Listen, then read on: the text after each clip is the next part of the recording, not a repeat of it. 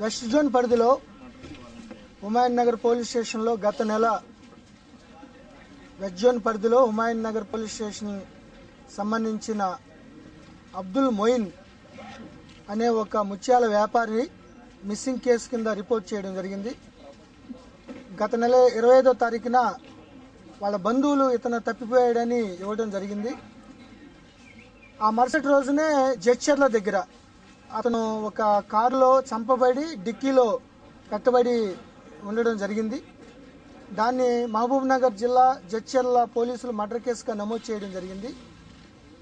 తర్వాత అది point of జ్యూరిస్డిక్షన్లో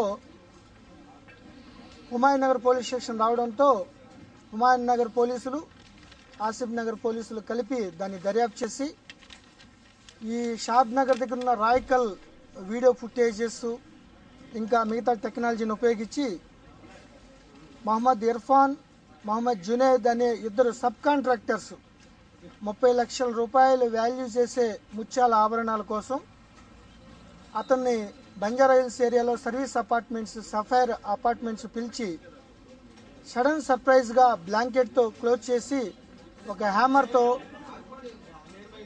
అత్యంత దారుణంగా తల మీద మోది అతన్ని హత్య చేయడం జరిగింది. ఎవరికి తెలియకుండా వేరే వాళ్ళ మీద నెపం వేసేయాలనే ఉద్దేశంతో అతని కారులోనే అతని డిక్కీలో పెట్టుకుని జడ్చర్ల అవతల వదిలివేయడం జరిగింది. సో ఇమీడియట్గా పోలీసులు మా కేసు రాగానే వెస్ట్ జోన్కి రాగానే మా టీమ్స్ అంతా వర్కౌట్ చేసి 30 లక్షల విలువైన ఆభరణాలను ఇంటాక్ట్ రికవర్ చేయడం జరిగింది. తర్వాత అతనికి వాడిన హ్యామర్, ఆ ఇంప్లిమెంట్స్, ఆ పిల్లోసు, ఆ రక్తపు మరకలను కూడా ఫారెన్సిక్ సైన్స్ టీమ్, ఆ వేలుముద్రల టీము అంతా కూడా వాటిని సేకరించి కేసుని డిటెక్ట్ చేయడం జరిగింది. ఈరోజు వారిని అరెస్ట్ చేసి కోర్టు రిమాండ్ పంపించడం జరుగుతుంది.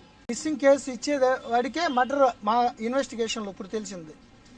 నెక్స్ట్ అది మర్డర్ కేసు కింద మహబూబ్ నగర్ జిల్లాలో జడ్చర్లలో అది మర్డర్ కేసుగా నమోదు చేయబడింది. సో అక్కడి నుంచి వాళ్ళు ఏసీపీ, ఎస్పీ గారు అక్కడి నుంచి సిపి గారి దగ్గర నుంచి అయినప్పటికీ మా మిస్సింగ్ కేసు కేవలం మిస్సింగ్ కేసు బేస్ మీదే మేము అందరినీ వాళ్ళ సాక్షుల్ని ముందు కూడా 1-2 సార్లు ముద్దాయిని తీసుకొచ్చి నేరస్తుల్ని విచారించడం జరిగింది. వాళ్ళు డినై చేయడం కూడా జరిగింది. తర్వాత టెక్నాలజీని ఉపయోగించి ఆ ప్రాపర్టీని రికవర్ చేయడం, తద్వారా వాళ్ళు దాన్ని ఒప్పుకోవడం ఇంటాక్ట్గా జరగడం జరిగింది.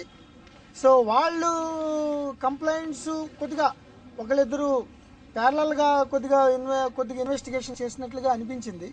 బట్ రియల్ ఫ్యాక్ట్ ఆ మాత్రం ఆదుర్దా ఉండడం వాస్తవమే, అది సమంజసమే.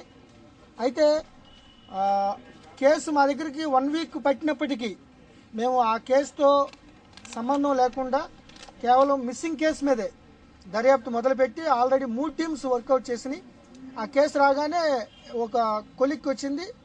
దాన్ని అన్ని విధాల అన్ని యాంగిల్స్లో అన్ని కోణాల్లో ప్రత్యక్షంగా పరోక్షంగా ఆ కాల్ డేటా వాళ్ళతో మాట్లాడిన వివరాలన్నీ తీసుకుని ఫైనలైజ్ చేసి ఆఖరికి వీళ్ళిద్దరే దీనికి అఘాయిత్యానికి పాల్పడి మర్డర్ చేశారనే దానికి మేము నిర్ధారించడం జరిగింది. కేవలం ప్రాపర్టీ, ఇతను ఒక విలువైన ముత్యాలని ముంబై నుంచి వాటి నుంచి తీసుకొచ్చి ఎవరైతే నీడీ కస్టమర్స్ ఉంటారో వాళ్ళకి అమ్మటం జరుగుతుంది. అది నెగోషియేషబుల్, అంటే వాళ్ళు ఎక్కువ తక్కువ రేటు కూడా అమ్ముతారు. దానికి వీళ్ళు సబ్ కాంట్రాక్టర్ ఇర్ఫాన్, జునైద్ అన్న వాళ్ళు.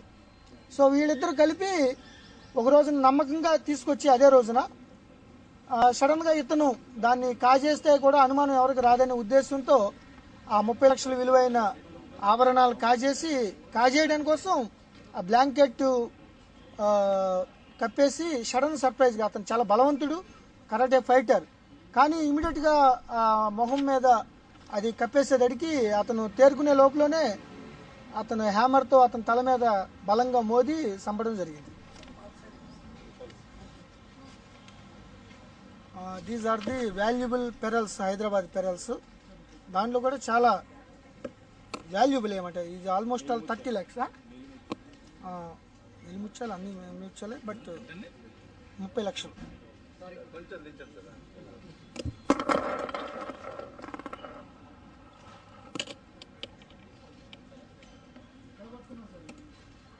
ఇది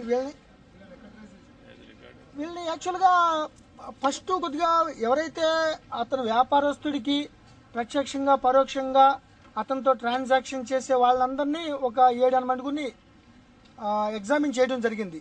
ఫస్ట్లో కూడా వీళ్ళని తీసుకురావడం జరిగింది. ఎగ్జామిన్ చేసినప్పుడు సరైన ఆధారాలు లేకుండా ఉండటం వల్ల మేము ఎక్కువ కాలం మన దగ్గర ఉంచుకోకూడదు కాబట్టి చట్ట ప్రకారం ఎగ్జామిన్ చేసి పంపించడం జరిగింది. తర్వాత వీడియో ఫుటేజెస్, ఈ టోల్ ప్లాజాలో ఉన్న వీడియో ఫుటేజెస్, ఈ సెల్ కాల్ డేటా, మిగతా ఇత్యాదుల టెక్నాలజీ ద్వారా వీళ్ళ పక్కాగా వీళ్ళే చేశారనే నిర్ధారణకు వచ్చి తర్వాత ఇంట్రాగేట్ చేస్తే ఇది యాజ్ ఇట్ ఈస్గా ఇంటాక్ట్ ప్రాపర్టీ రికవర్ చేయడం జరిగింది. మోయిన్ దగ్గర బిజినెస్ వీళ్ళు సబ్ కాంట్రాక్టర్స్. ఇప్పుడు వీళ్ళు కస్టమర్స్ని తీసుకొచ్చి కొంత కమిషన్ తీసుకుంటారు వీళ్ళు. ఇప్పుడు ఇతను నెగోషియబుల్ అంటే ఇదే 30 లక్షలు, కొంతమంది 35 లక్షలు తీసుకోవచ్చు, 25 లక్షలు తీసుకోవచ్చు. ఎక్కువ బార్గెనింగ్ దాంట్లో అతను కమిషన్ తీసుకుంటారు. ఈ కమిషన్ కాదు అసలు మొత్తం 30 లక్షలు కాజేసే ఉద్దేశంతో అతను మర్డర్ చేస్తే ఎవరి మీద నెట్టేయాలనే ఉద్దేశంతో వీళ్ళు ఈ మర్డర్కి పాల్పడడానికి జరిగింది.